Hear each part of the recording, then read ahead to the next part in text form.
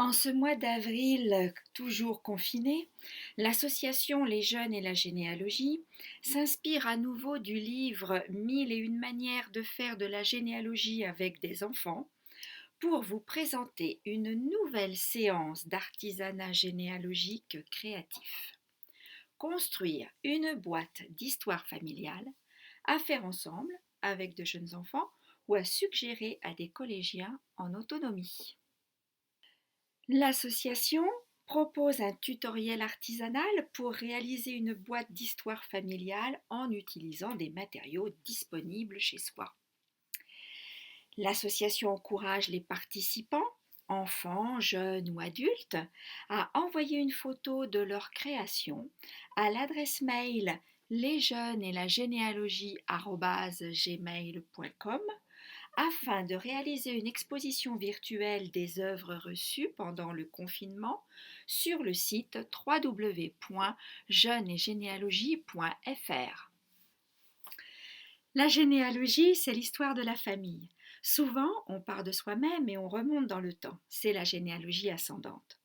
On peut aussi reconstituer toutes les branches d'une famille à partir d'ancêtres plus ou moins lointains. C'est la généalogie descendante. La boîte d'histoire familiale est destinée à recueillir et conserver un ou plusieurs arbres généalogiques, ainsi que tout ce qui est précieux pour vous, comme des images, des photos, des objets, des jouets, des documents, toutes choses du passé et ou du présent que vous souhaitez garder et plus tard transmettre.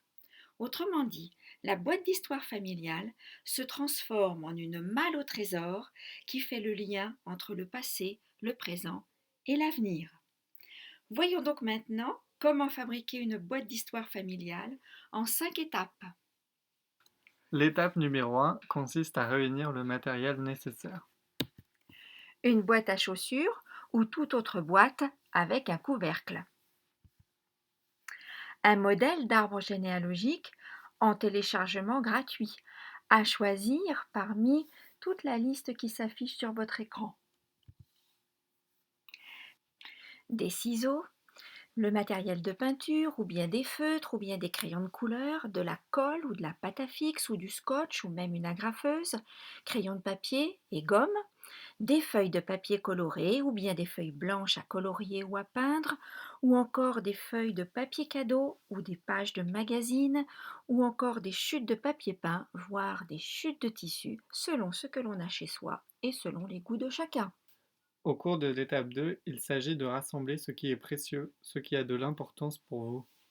Par exemple, des photos, des objets, des jouets, des documents, toutes choses du passé et ou du présent que vous souhaitez garder et plus tard transmettre. Ici, des moules à gâteaux, des pièces de monnaie, des timbres, un joli bracelet, un matériel de couture, des livres, des fleurs séchées et un arbre généalogique bien entendu.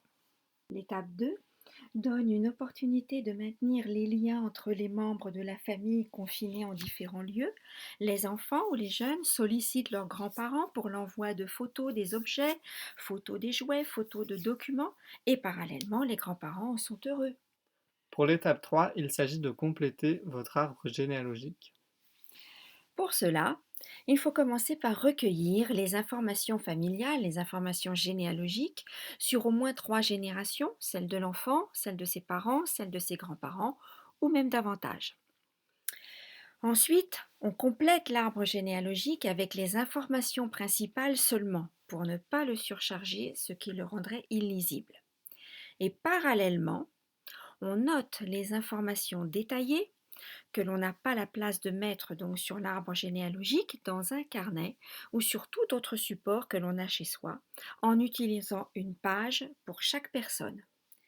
Sur chaque page, on note nom, prénom, date et lieu de naissance, métier, les goûts, les loisirs, les sports et des anecdotes, des blagues, les phrases préférées de chaque personne. Dès que le matériel, les trésors et les informations sont rassemblés, vous êtes fin prête et fin prêt pour fabriquer votre boîte d'histoire familiale.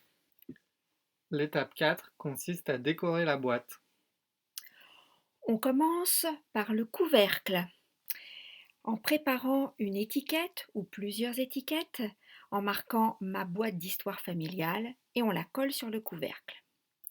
On peut décorer le couvercle avec des images, avec des photos anciennes ou récentes, ou tout ce que vous aimez en collant autour de l'étiquette de la manière qui vous paraît la plus saillante.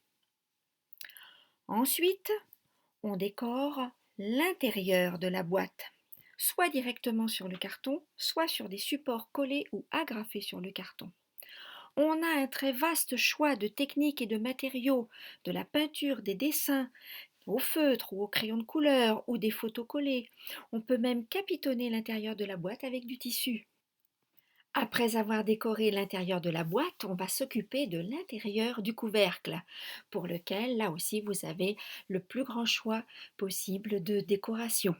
Enfin, on termine la décoration de la boîte par l'extérieur, en la recouvrant de papier coloré ou de papier décoré par vos soins avec des motifs, ou bien avec des feuilles de papier peint, ou encore avec du papier cadeau. Pour la cinquième et dernière étape, il reste à remplir la boîte, qui devient ainsi une malle au trésor. On dispose délicatement tous les objets, les documents, les photos, l'arbre généalogique, tous les trésors que l'on a réunis de façon à créer une sorte de paysage ou une scène de théâtre. On peut enfin laisser la boîte grande ouverte comme sur la photo ou bien laisser le couvercle fermé ou entrouvert, ce qui donnera un effet un petit peu mystérieux à votre boîte d'histoire familiale et donnera davantage envie de la découvrir. Le tutoriel est terminé. Pensez bien à prendre en photo votre jolie boîte d'histoire familiale et envoyez-la à papy, à mamie et aussi à l'adresse suivante lesjeunesetla-généalogie@gmail.com. Merci beaucoup d'avance et amusez-vous bien.